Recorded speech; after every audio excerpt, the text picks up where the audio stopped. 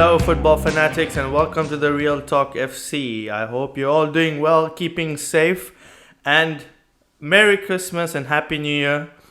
You might be watching this later on, but the time of recording, it is that festive period. It is a bit different. We're all at home, but luckily the football season is still continuing, so we have something to watch over Christmas, New Year's Eve, or New Year's time. So that's great. And yeah, if you're new to the channel, we talk all things football. So please click on that subscribe button, hit that like button, share. You're all welcome to come on the show, discuss anything related to this beautiful game. And with me, joining me as always, Trev, welcome, bro. Merry Christmas and Happy New Year. How are you doing, brother? Thank you, brother. Same to you. Same to anyone watching and listening to this video. I hope you're staying safe, and and I hope you enjoyed your festive period or enjoying your festive period as much as you can in these special times. But yeah, I'm all good, mate. China is decent. There's still cases popping up, but we can do everything. We can go to work. We can watch movies. So yeah, I can't really complain. And how are you? How's the festive period been? No. Well, we're not in Europe. Most of the countries are in lockdown, so I've been at home watching football, enjoying. Arsenal won back to back, which was quite surprising and great. After a long, dreadful period, we finally got back to back wins. So yeah, we will survive. So that's great. But today we want to speak about survival. Actually, for most managers, survival of managers. So we're almost into the halfway through the season. I think one manager, Slaven Bilic from West Brom, has already gotten the sack. Now we want to discuss who we think should and will get the sack at the time of recording. So I think game week 15 has just passed to 16, 15 for some teams, 14. 15, yeah. Because of COVID, it's all over the place. So some teams have played more, sometimes have played less. But yeah, so before we get into it, Trev, I just wanted to ask you, what do you think are like the criteria you should consider or a club should consider to give the manager a sack? Like, what do you think take into account? Or even as fans, like, what are you looking for to say, okay, this manager deserves a sack? Because, like with our teams, both Arsenal and United, we've gone through periods where fans have been calling out for our managers, Ole and Arteta respectively, to get a sack. So yeah, what do you think you would be looking at? I think a couple of the important things for me. Number one is progression, and progression is not just about football results. I will point to Man United, and when Solskjaer took over, I know that there was always this comparison between Mourinho at this point of the season, Solskjaer at this point of the season, same with Mourinho Arsenal. at this point of the season.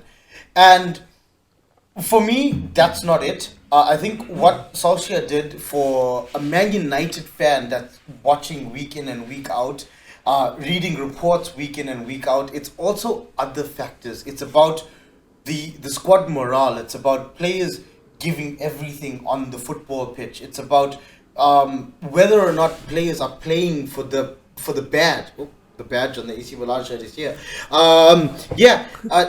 So I think for me, that's one of the main things. It's like, it's not just progression on the football pitch that's important.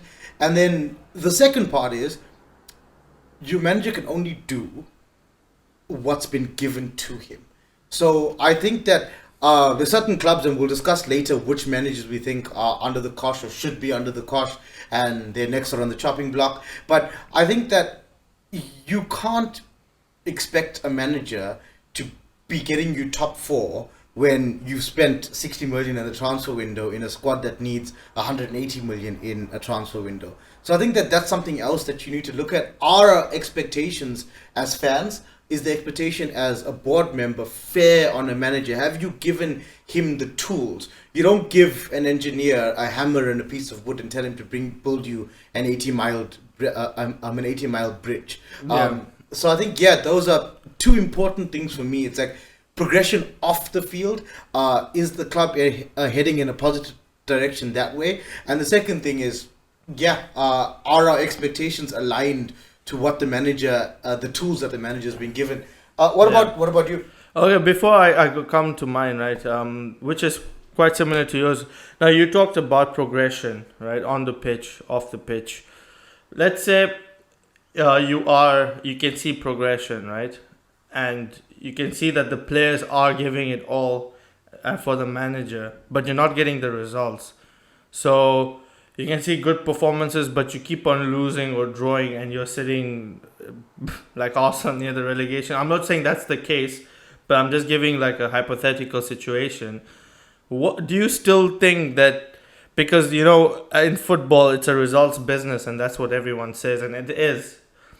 So let's say you are getting you're seeing really good performances, players giving 100% on the pitch. They're playing for the manager. You can see the managers is using what you would call the correct tactics, you think, in your opinion, and he's just getting unlucky or is missing a piece or two to get over the line. Do you still think then that results, because the results aren't going the way, that the manager should still get the sack? Because let's take Chelsea for example. They are very quick to change managers. So even if they are like under Sarri, they were playing this Sarri ball, which was amazing, and a few Chelsea fans enjoyed it, but they didn't get over the line or didn't finish where they wanted to, and Sarri got the sack even though he won the Europa League. So that's why I was just playing devil's advocate here. Like, do you think if the results aren't going the way, but you're still seeing progression on the pitch, should a manager still get the sack then? Not at all. I'm. It's not even a question for me. It's not even a tight call. No, I don't think the manager should get a sack. Should get the sack in that sort of situation. Look, if a manager has been given, we'll come to this later. Frank Lampard. If you've been given 200 million to spend, and your results aren't matching that 200 million, that's different. But if a manager comes in and takes over, let's say you take over from a club and they're in not a fantastic point in their season. They've lost the last 4 or 5 games. That's why the previous manager has been sacked. And then you come in as a new manager and you lose the next 3 or 4 games, but your performances are better. What did you expect from that new manager that's come in? Unless he's given players who can change what's going on, I think an upturn in attitude, an upturn in performance, despite results, should give a manager some sort of job security. And I know that we're going to talk about the fact that we live in a social media age and that it's a results-based business, but I am a Man United fan and I will continue to go back to this over and over and over again. I think Sir Alex's first 4 seasons finishes were 11th, 2nd, 11th and 13th. If this was now, we'd never ever have 13 league titles behind our name for sure. Under that manager, because they would have been calling for his head non-stop. However, what fans don't understand, and a lot of fans, when you look at a scoreline and determine whether or not a manager should be sacked, the part that you miss out on, Sir Alex, for example, came in and took over a bunch of alcoholics.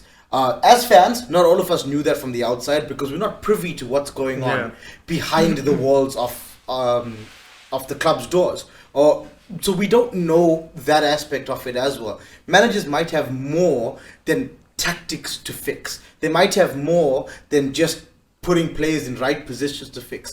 And if you don't give them Sir Alex came in and asked, I think, for 8 players, and the board laughed at him when he made that request. And it was only 4 seasons later, when they slowly accumulated those 8 players, that we started seeing results as Man United fans. So I think we need to be careful. We need to be very careful as football fans calling for managers' heads, because if they're not given time, I don't think that you're never going to get managers who come in, unless you spend 300, 400 million in a transfer window. You're not going to get immediate results from any manager. I don't know, Rahil, can you think of any manager in the last 10, 15 years who has come in without spending massive amounts of money and got immediate success? Arteta. Well, it depends what you define success, right? You won an FA Cup in 6 months, 6 months. So that's the only one on top of my head. But no, I do agree with you. You do need to give him the right tools and the time. But unfortunately, we don't live in an era where that's acceptable because of social media, which plays a big part, and there's lack of patience, and everyone wants to win now and immediately. So I get that those are fair points. In terms of what I think when the manager should get a sack is, of course, you have at the beginning of the season you have an objective, right? And if you are far from that objective and you're not seeing the performances on the pitch or the results, then obviously the manager should get the sack.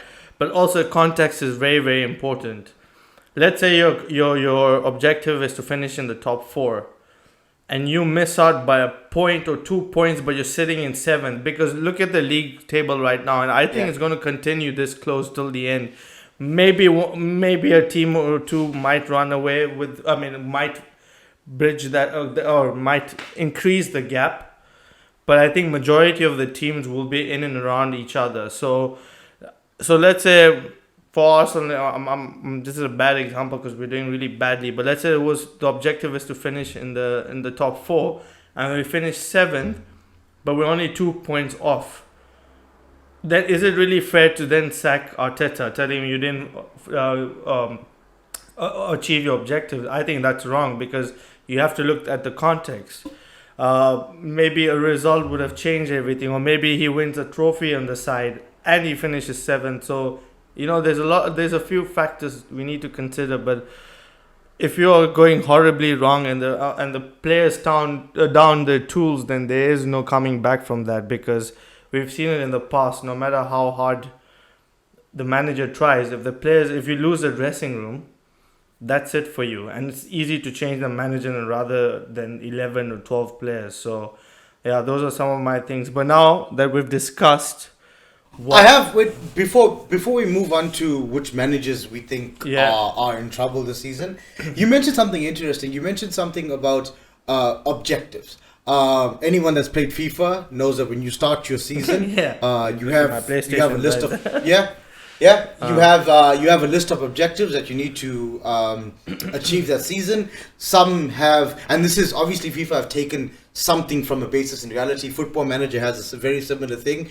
The objectives are weighted. So, for example, if you win the FA Cup, and you don't finish top four, if your top four requirement had an 80% weighting, and the FA Cup or the Carabao Cup had a 20% weighting, you're still gonna get fired because of the weighting of those objectives. My question to you is, clubs that are run poorly, like Man United are at this point in time, like Arsenal are at this point in time, who's setting those objectives? Ed Woodward doesn't know what a squad is capable of achieving. He doesn't understand football. So him looking at that squad, what makes him qualified to tell a manager whether he's qualified or not, right? He is still, what is his position in Man United?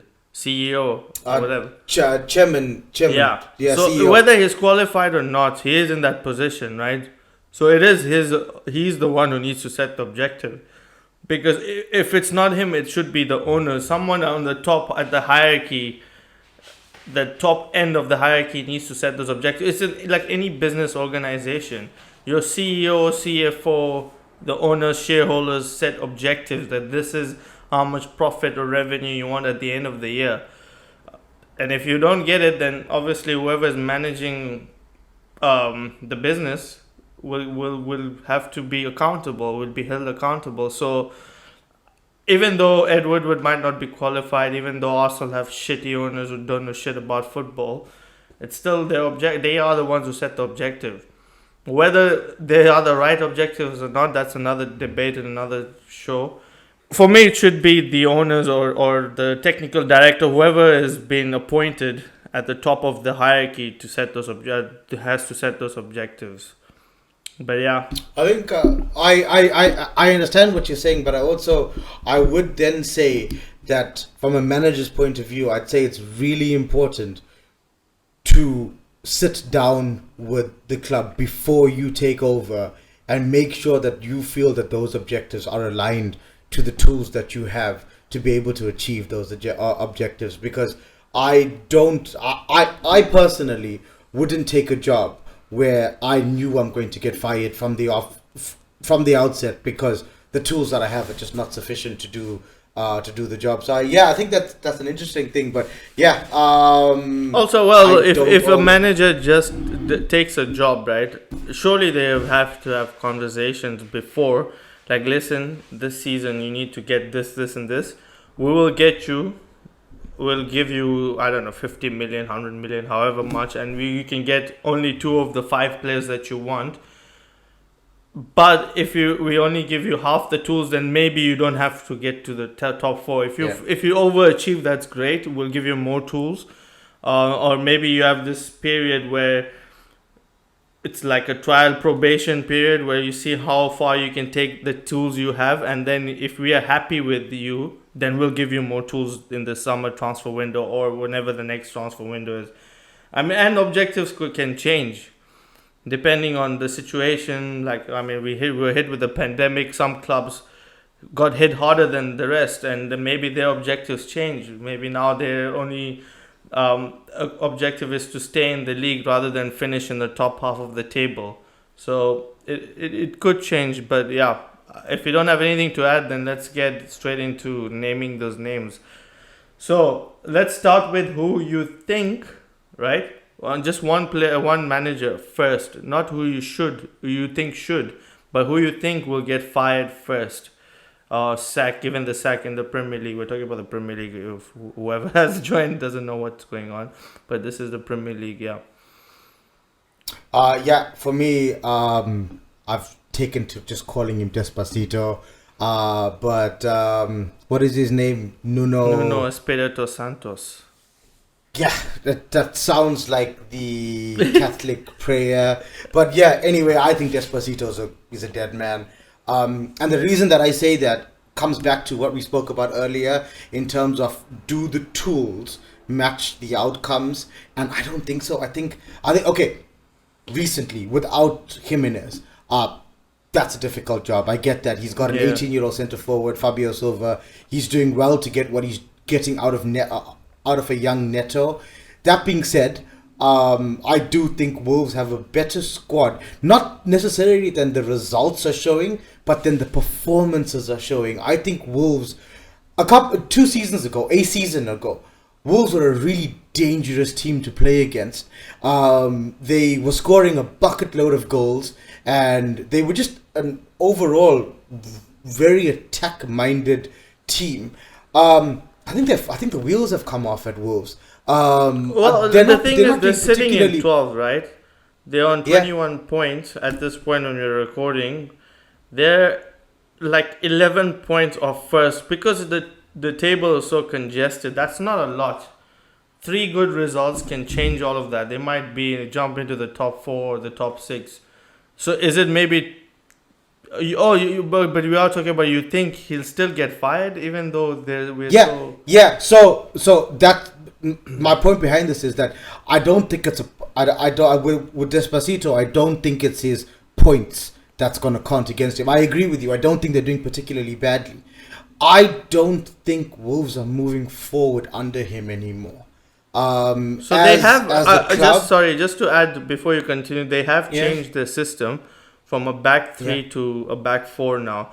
You know, like in the most when Nuno came in, they started playing this 3 at the back, which was very, very effective, and they did really well in the league. But now I think he has transitioned the team into playing with a 4 at the back because I guess they weren't scoring enough goals, and with Jimenez out, they probably have to rely on other systems and tactics. So maybe there is a transitional phase where there are a few games where they might not pick up results, and then they might start playing better with the new system once Jimenez comes back, it might even lift them further up the table because he is a really, really good quality striker. So you Yeah. still think, even with all those things taken into account, he still will get fired? Yeah, just feel that the Wolves squad and the amount that's been invested into the Wolves squad in the last 2 or 3 years, Yeah. I think he's taken them as far as he can take them as a manager. I don't think he's done a bad job, but I do think that the Wolves owners are going to start expecting a little bit more out of that Wolves team. Fair And enough. also, he, he, he's not really progressing players at the club. Neto has been doing well, but there's no one else that's really kicked on, and he can say that he's got them playing a lot better than they have. I think in fact some of the players have stagnated. Adama Traore hasn't scored a goal in the Premier League for a year. Yet he still Seriously. finds himself starting. Wow. Yeah, Adama Traore hasn't He scored for doesn't a start year. regularly, but he does start a lot of games. He has been off late, especially since Yeah. the awful Jimenez. injury Yeah. to Jimenez. Traore has been starting a lot, and I just don't think Despacito is doing well enough. So yeah, that's my pick for who I think is going to get the sack. What about you? Well, for me, it's I think, I don't know if he should or shouldn't, but I think Chris Wilder, from Sheffield. I mean, whatever the record is, horrendous. They've picked up 2 points. Two, is it two? Am I saying the right thing? Yes, I can't It's believe not it. one. No, 2 points. They got a draw Or recently in ah, 16 games. I mean, that is, I think, one of the worst records at this stage in the Premier League. So, and I mean, like, last season I think he overachieved. He did really well to finish eighth or ninth. No, we finished eighth. They finished ninth. With, they just got promoted, and now they were having the second season syndrome, and they're not scoring goals. They don't look like they will score goals. I know they scored two against United the other day, but I don't think that was just a once off. They haven't managed to get many goals. Their goal difference is minus 19. It's just bad. I mean, no wins in the whole season. That's after 16 games. That is absolutely shocking form. And I don't think this can go on any longer. And like we said, even though we might feel that managers should be given more time, I don't think the Premier League or the clubs work that way. It's a results business, and the business is the key word. They want to stay in the league so they can make more money and get better output for them being in the league. So I think Chris Wilder will get fired first, just because they've been absolutely poor. And I don't know, I haven't watched that much of Sheffield, but whenever I have watched them, it looks like he's void of ideas. He started playing with yep. this three center backs, attacking center backs, and now that doesn't seem to be working. Even the savior last season, Lutstrom, he's been awful. He's been getting red cards. So unfortunately, Chris Wilder seems like a really nice man, and I think he's a good manager. He came up with something refreshing for the league, but unfortunately for him, I don't think it's working this season. And patience is not something you find in the league in this new generation, modern football, and I think he will go first. There's one person who disagrees with you, and that's Chris Wilder. He recently made comments that it's not word for word, but it is accurate. He said that before they played Man United, they had 1 point, and he said that if we finish the season on the amount of points that we have now, he guaranteed he'd still have a job in the championship next season to bring them up.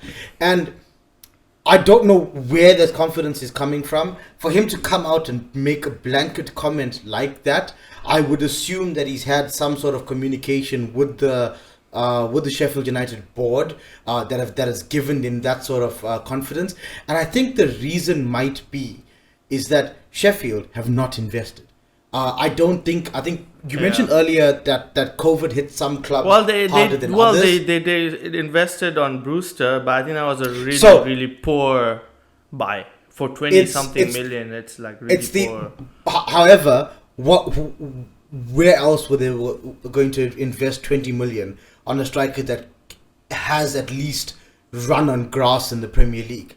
They needed they could look somebody. in the Championship. They can go abroad. I mean, it's very possible. Look at how Leicester, their recruitment has been so great since they came back. They've been getting players like Conte, Vardy. No one had heard of them before they came into Leicester. So even with 20 million, you can get decent players. Maybe they're not going to take you like to the top, but they'll definitely keep you in the league. So I agree with you. And I think that's why Chris Wilder feels his job is safe. I think it's because I think the board agree with you as well that the recruitment hasn't been good enough, that the scouting hasn't been good enough, and that I think they also feel that Wilder hasn't been given the tools necessary to keep Sheffield in the Premier League again next season. And I so from a results base, they're pathetic. Their derby in 2008. Yeah. Well, I think it's 2008. Yeah. Have one of the lowest point tallies ever, and Sheffield are looking to blow Derby out of the water. So yeah, I agree with you. I just find it very interesting, and something's going on with the Sheffield board for Wilder to be that confident. Well, the thing is, it might be true, manager. he I'm sure he wouldn't be saying that if he wasn't confident. But again, I've heard the board come out and back their managers many times before and then fire them the next day. I mean, take Arsenal for example. Raul at that time, who was the technical director, whatever his role was backing Emery. He's like, no, we will back Emery, he will stay. And then a week later, he got fired. So I don't really take the word for it. But maybe I'm wrong because it is a different kind of club. They do have some values still left. It's not all about money. But let's see. Moving on from that, those are the managers we think will get fired. Now, before we move on to our controversial picks, I can't narrow it down to 3. So I just want to mention one more guy that I think is going to get sacked, and I think last night's tactical choice or formation choice against Arsenal is the reason why he's going to get sacked. Is Graham Potter. Arsenal are not exactly it. I know they just beat Chelsea, but going into that game, Arsenal are still licking their wounds. They're not exactly full flow Arsenal. No. And even if Arsenal were in good form, how have you come to play without a striker? I loved that. When I saw the lineup, I was so happy because there was no Mopé, there was no Welbeck. Welbeck didn't even come on. There was no Colony. How do you say his name? I always get it wrong. But he's an attacking mid. But none of the attacking players started, and I was quite happy with that. So they play amazing football, but it doesn't matter if you don't score goals. They have one win. They only got got one win in the whole of 2020 at home, and that was against Arsenal. So that's a really good shot, and I agree with you. But we have So now moving on. So the fun one. This is a fun one. We're gonna stick with one, and then maybe just give a quick honorable mentions to another one because we have gone a lot over time. So which manager do you think should get fired? Pretty easy. Fat Frank. Yeah.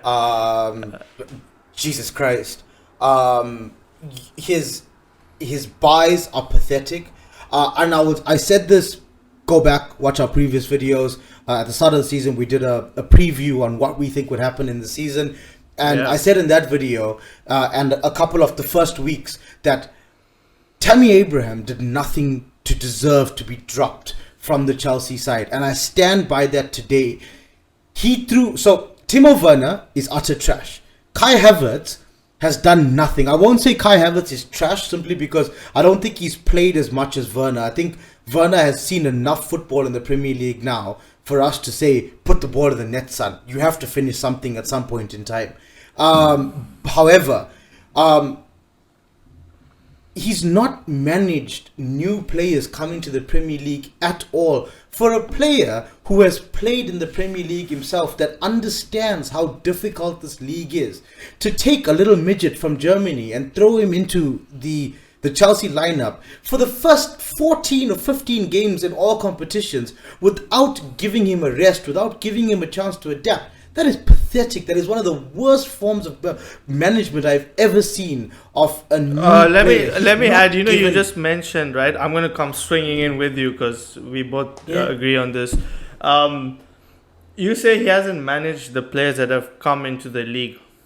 Great point. He hasn't even managed the players who've been in the league. So against Arsenal, right? They crossed around 40 times. You have someone who loves crosses and heading and running, making the near post runs. Olivier Giroud, right? The top scorer, the most informed striker in the team. Bro, he doesn't even get on the pitch. I was telling my brother, right? I'm like, watch, Giroud is going to come on. Even when we were 3-0 up, I was like, he will get a goal. Once they scored the first one, I'm like, surely now they need to throw him on because they were crossing, but Tammy Abraham is a decent striker, but he's not good in the air. He can't head to save his life. There's no striker in the Premier League better in the air than Olivier Giroud. Of course, it's not a knock against Tammy Abraham. He scored the most headed goals in the league at this point in time. And he doesn't bring him on. So even his management with the players, with the experienced players, is poor. It's shocking. That I had to add that in because it was mind-boggling. I'm like, how the hell? Yeah. And if you he played for Arsenal, he would love to score against them. He has scored against us before, so that was like a no-brainer. Any like a 5-year-old kid who watched a little bit of football would be able to tell you, bring Giroud on. And also, if you've done bottled that, if you've done any form of research, anybody that has watched the Premier League over the last 10 years, 13, 14, 15 years, will be able to tell you Arsenal are weak defensively in the air. They struggle against big, strong centre forwards. Well, it's not so much anymore, but yes, it's still there. I mean, we don't concede that many headers, against Olivier Giroud, you are going to struggle.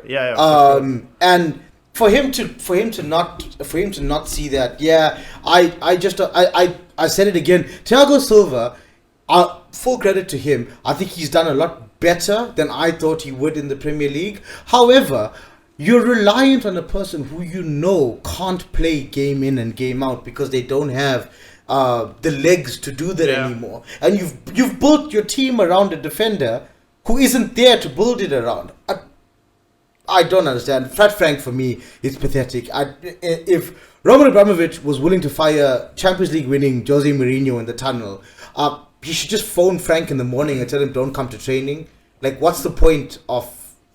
honestly, for me, Fat Frank...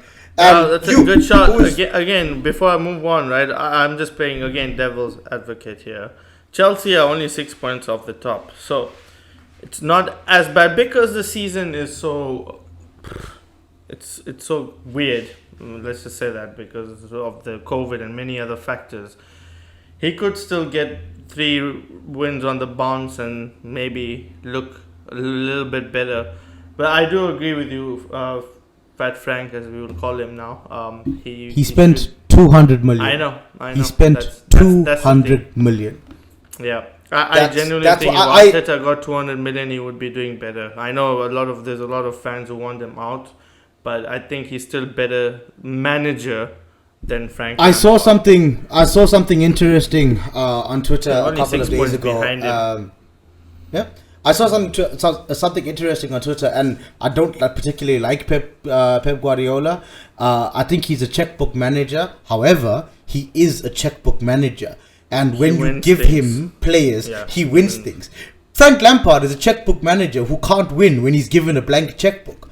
What? No. I think I think what he did last season.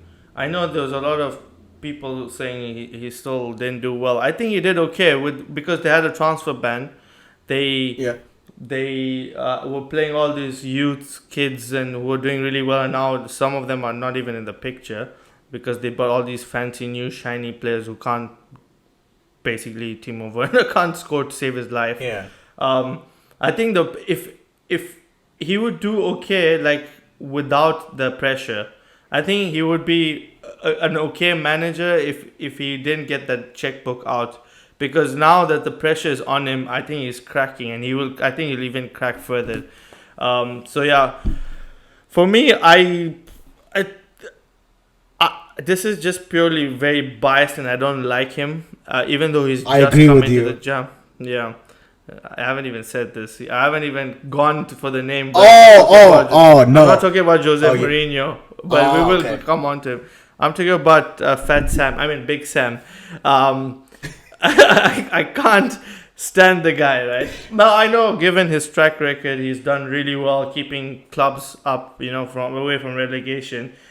But he just got thumped 5-0 by Leeds, right? And I pray that we beat him, because he always says shit about Arsenal since the Wenger days. Football, I think, has moved on. I think if you brought him 5 years ago, he would still keep you in the league. I don't think playing this negative style it's not like West Brom have brilliant attacking forwards that, on the counter attack they might catch you. And I think firing Slaven Bilic, I'm always struggling with names, was a big mistake. I still think he should have been given more time. I mean, the guy just drew against Man City, and then they go and fire him. At least he was trying to get goals and play at least a decent brand of football. With Big Sam, I think they're just going to be ultra defensive with low block, with 20 players behind the ball, and without any counter attacking. I don't know who's even the forwards. Do you even know one good forward in the team, or decent or okay forward? I was shocked to find out that Charlie Austin is even in that squad. I didn't even know. I know. I don't know whether he's been injured or whatever it is. Starts.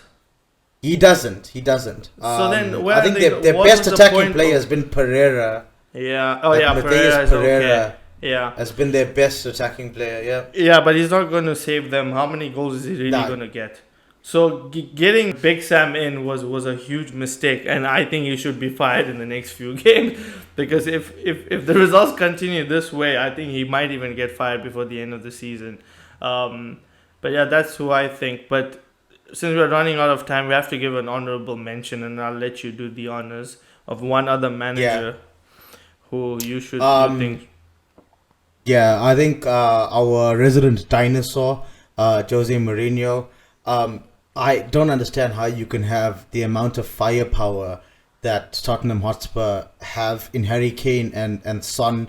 You've got players who are just creating for each other. They're basically unstoppable on their day. And you think that you can score a goal in the second minute and then defend for 88 minutes in the Premier League with the shitty defense that you have. This is not John Terry and Petr Cech. Yeah. It's not 2004, 2005. The way to win this Premier League, like Liverpool showed you last season, Liverpool had Van Dijk, and they were solid defensively, shall we say. However, Liverpool won because they were on the front foot in their games. They never allowed their defense to be under that much pressure. I watched the 1-0 or the 1-1 draw with Wolves, and you decided in the second minute of the game to bring out the bus. It's anti-football. It's anti-football. And the thing is, you mentioned at the very start of the video that football is a results-based business. I agree with you 100%. I just think that right now, those aren't results. Drawing 1-1 at against Wolves after you've taken the lead, and then you've chosen to go defensive. It's the chosen. Look, Wolves are a good team, right? And they give you, like, you guys almost drew last night, right? It was a really good effort from Rashford. I mean, he got a few deflections, whatever. Doesn't matter. But it was really, they beat Arsenal. They're a good team. So that's not taking away from the fact that you should be you have a given right to beat Wolves. It's the fact that after scoring and you have such talented players on the pitch and you still decide to park the bus from minute 2. There's 88 minutes to play in a Premier League game. You can't defend. And again, going back, obviously not at the same level, but Jose Mourinho again, negative tactics, park the bus and on the counter. Now, obviously, I was talking about Big Sam, same shit. Those tactics, I don't think work in the modern day football unless you have insane good defenders, which don't exist, right? I don't think any club has more than two good, very very good world class centre backs, and a great keeper and a great midfield. Can you apply those tactics successfully over a period of season? It might get you out. I understand against the big sides you can get away with it, but you can't be playing those against relegation battling sides. I mean, Mourinho was playing those tactics against teams that are at the bottom of the table. Yeah. So, yeah, that's a good shout. But I think we've gone way over time, so let's end it here.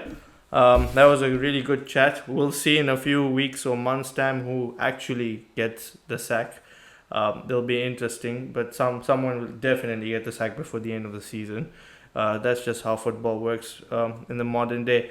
But thank you, everyone. Thank you so much for watching and staying with us if you still are watching. And once again, Merry Christmas, Happy New Year. I hope you're all keeping safe. Keep safe, take care of yourselves and the people around you. Enjoy the football season. And let's hope it continues. And players and managers need to stop acting like idiots and stay in the bloody bubble, so that this virus can be contained and we can still watch some football. So thanks, and everyone. let us know who you think's going to get fired, and why it's going to be Frank Lampard. Yeah. Well, again, we would like to see one comment at least. You know, and like in the next show, I will take that comment out and I will read it. So someone out there, please put a comment in. That'll be great. But thanks everyone. Take care and hope to see you all very soon. Bye.